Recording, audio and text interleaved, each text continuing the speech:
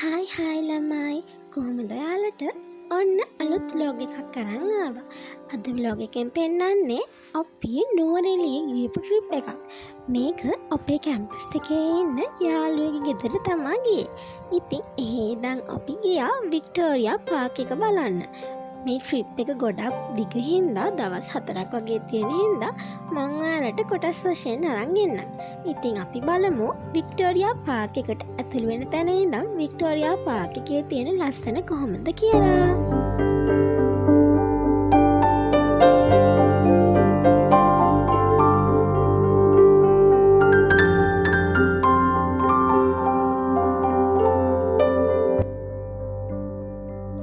මේ ඉන්නේ කැම්පස් එකේ මගේ යාළුවෝ ටික. ඉතින් ළමයි කමෙන්ට් එකක් දාන්න යන්න කලින් නුවරඑළිය වික්ටෝරියා පාක් එකට ගියපු අය ඉන්නවද කියලා.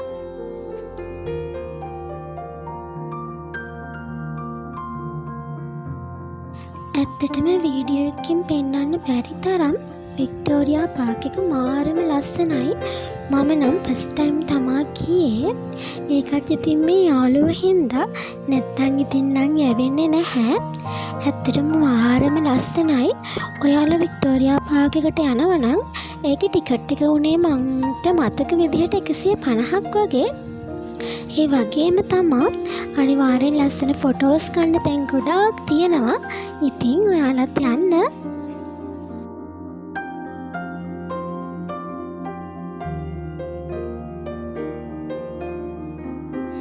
මේක මල් වලින් පිරුණු තැනක් ළමයි.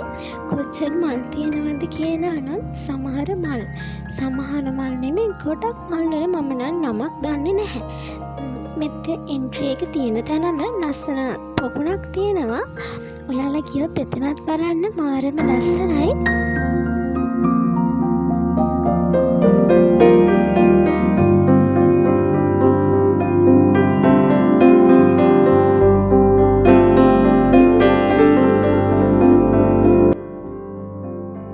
මේ ට්‍රිප් එකේදී අපි මුලින්ම නතර වුණේ තවලන් තැන්නේදී. ඊට පස්සේ තමා පහුවෙදා උදේ බස් එකේ නුවරඑළියට ආවේ. නුවරඑළියේ මුලින්ම ගියේ වික්ටෝරියා පාක් එක බලන්න. ඊට පස්සේ ගියා ගෙගරි පාක් එකේ. අපි හෙද පික්නික් එකක් ගියා ළමයි. ඒකේ වීඩියෝ එක මම දෙවනි පාර්ට් එකෙන් අරන් එන්නම්. ඒ වගේම තමා පහුවෙදා දවසේ අපි ඩාන්සිලන් ඇල්ල බලන්න ගියා. ඒකත් මාරම ලස්සනයි. මං ඒකෙත් වීඩියෝ එකක් අරන් එන්න. ඊට අමතරව අපි ගොඩක් ගේම්ස් ප්ලේ කරා, සින්දු කිව්වා. මේ හැම දෙයක්ම මං ඔයාලට වීඩියෝස් වලින් අරන් එන්න. අනිවාර්යයෙන්ම කමෙන්ට් කරන්න අමතක කරන්න එපා.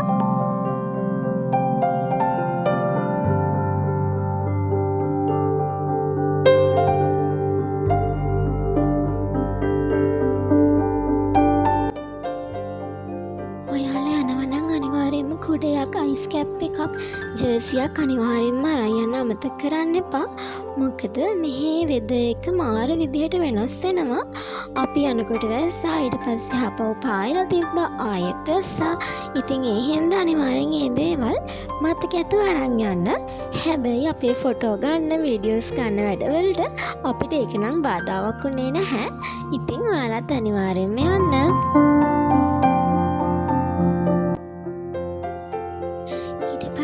සීතල යන්නත් එක්ක හැමෝම එකතු වෙලා නෙස්කැෆේ එකක් එහෙම බීලා ආපහු යන්න හදනකොට තමයි අපි දැක්කේ රෝස් මල් වත්තක් තියෙනවා. ඇත්තම කිව්වොත් මෙතන රෝස් මල් ගොඩාරියක් තිබ්බා. රෝස් මල් සමහර ගස්වල නම් පිපිලා තිබ්බා. මාරම ලස්සනයි. ඔයාලා අනිවාර්යයෙන්ම වික්ටෝරියා පාක් එකට යනවා නම් මේ වගේ ලස්සන පිපිලා තියෙන මල් ගස් අල්ලන්න කරන්න යන්න නම් එපා. මොකද ඒවා ලස්සනට පිපිලා තියෙන හින්දා අපි ඒවා කඩන්න කරන්න යන්න හොඳ නැහැ. ඒවා පරිස්සමින් බලා ගන්න ඕනේ.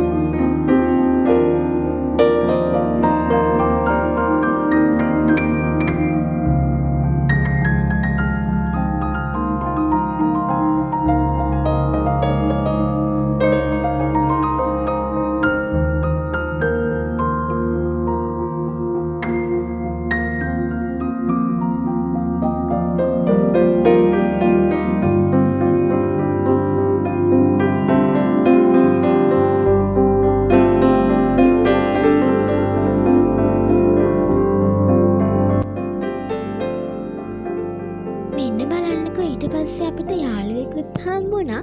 ලස්සන පෝනියෝ දෙන්නෙක්. මෙතනී බිම දිගා වෙලා ඉන්න එක්කෙනා නම් චූටි පැටියෙක්. ඇත්තටම එයාලා මාරම ලස්සනයි.